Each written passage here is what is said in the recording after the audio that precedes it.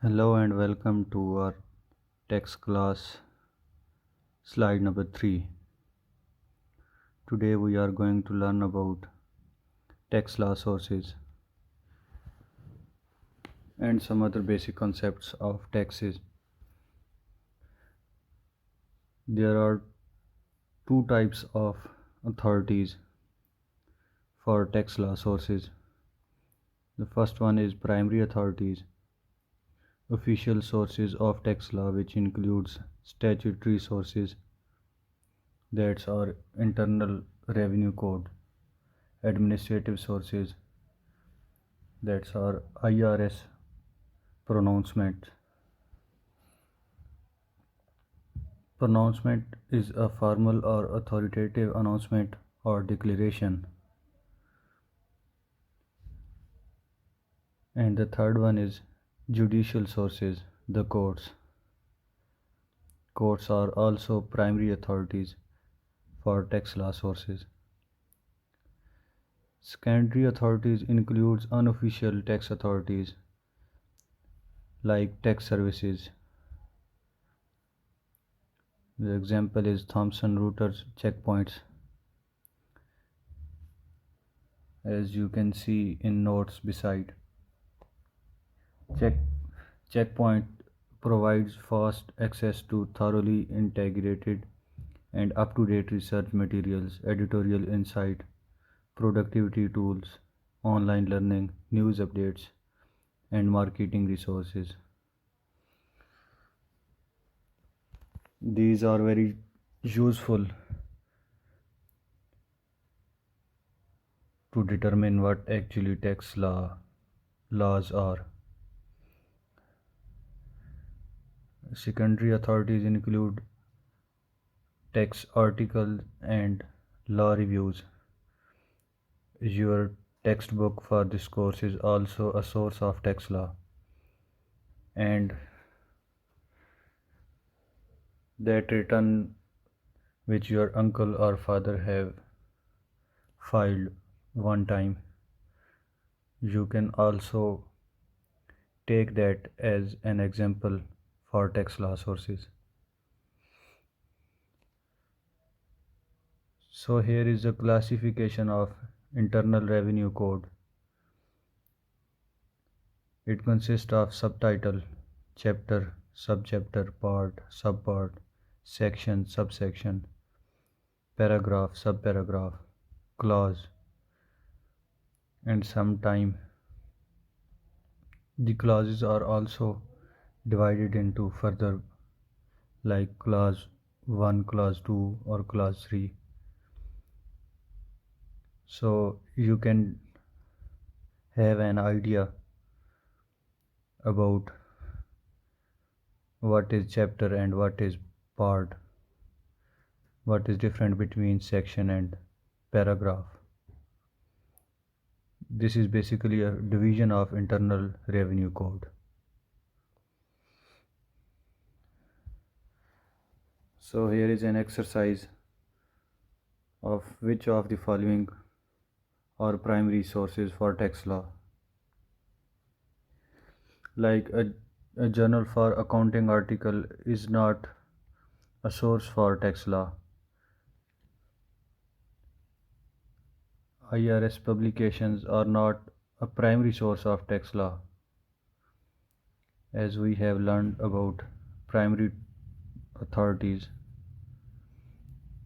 So these three basically are primary authority for tax law sources.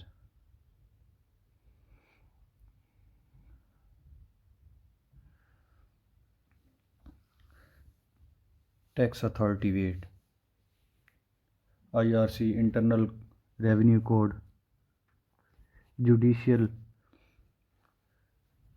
the courts interprets the IRC, or stare decisis.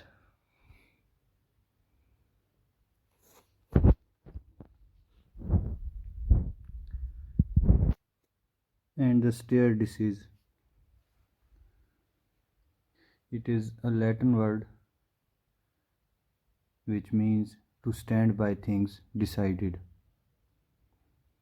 When a court faces a legal argument, if a previous court has ruled on the same or closely related issue, then the court will make their decision in alignment with previous court decision. This was basically the definition of stare decisis.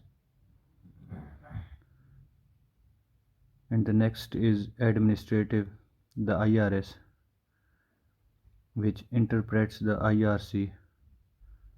Treasury regulations are like proposed temporary or final regulations by the IRC. Revenue rulings and procedure, which are less authoritative but more in detailed.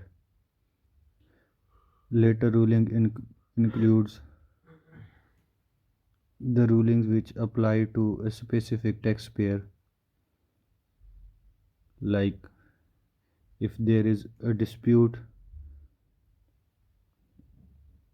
about a taxpayer and IRC issues a ruling for that person, this will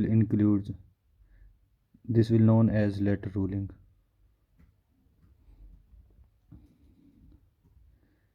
So these are two questions. Why would IRS choose not to litigate a case? Actually, it could have many answers, and it depends on the case in which IRS is dealing. But I have made some research and I have added it to my notes, so you can go through these notes.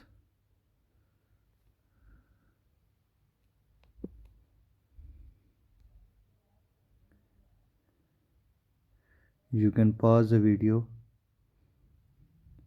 and note it down. This is for knowledge purpose.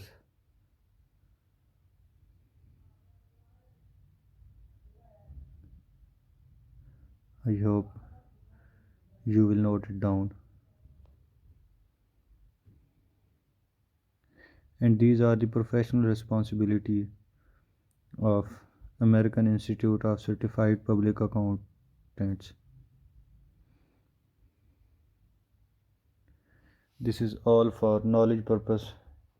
You just have to go through it. When I will share you the notes, you can check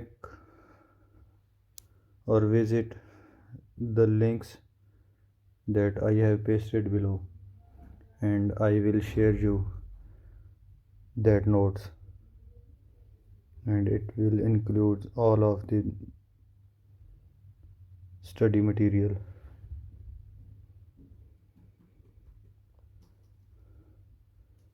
So that was our slides for class 3.